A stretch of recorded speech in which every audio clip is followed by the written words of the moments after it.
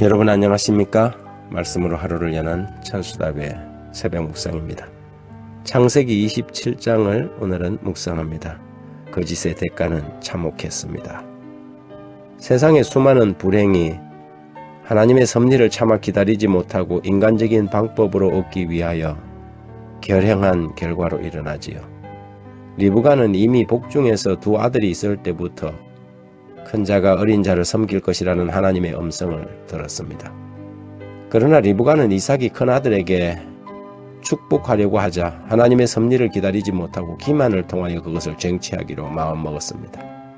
처음에는 야곱도 아버지를 속인다는 것을 두려워하여 거절하였지만 집요한 어머니의 요구를 피할 수 없었고 마침내 동의하고 말았지요.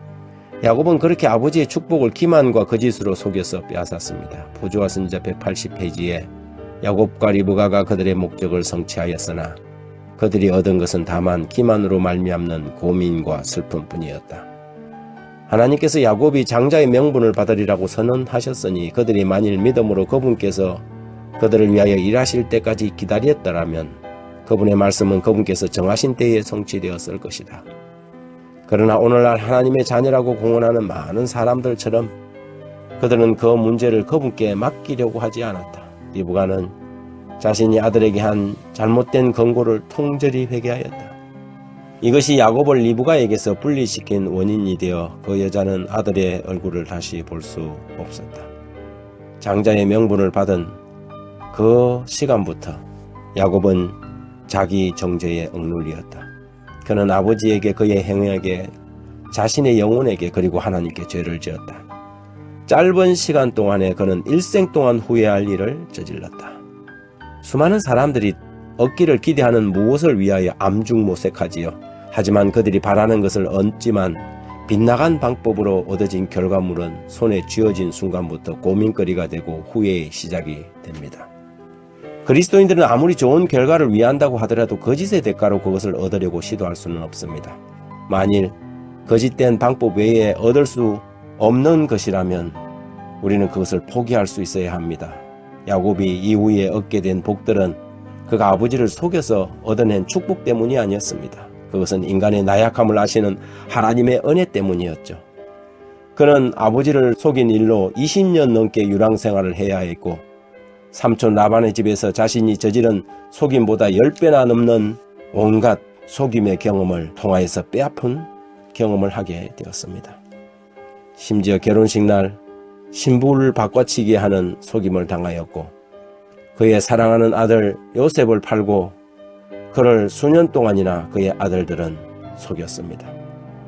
그가 아버지에게 저지른 잘못을 고스란히 자신이 돌려받는 꼴이 되고 말았지요. 생명 자체까지도 거짓의 대가로 사지 말아야 한다. 한마디의 말을 하거나 머리를 한번 끄덕임으로 순교자들은 진리를 부인하고 그들의 생명을 건질 수도 있었다. 또한 한 알갱이의 향을 우상의 제단에 떨어뜨리는 일을 수락함으로 그들은 고문대나 교수대나 십자가의 형벌을 모면할 수도 있었다. 그렇게 함으로써 그들은 생명의 은혜를 받을 수 있었지만은 말이나 행실에 있어서 거짓되기를 거부하였다. 그들은 기만과 거짓과 배신을 조건으로 생명을 구하기보다는 차라리 깨끗한 양심을 가지고 투옥과 고문과 죽음을 즐겨 받아들였다. 성실과 그리스도를 믿는 믿음으로 그들은 흠없는 옷과 보석으로 꾸민 면류관을 얻었다.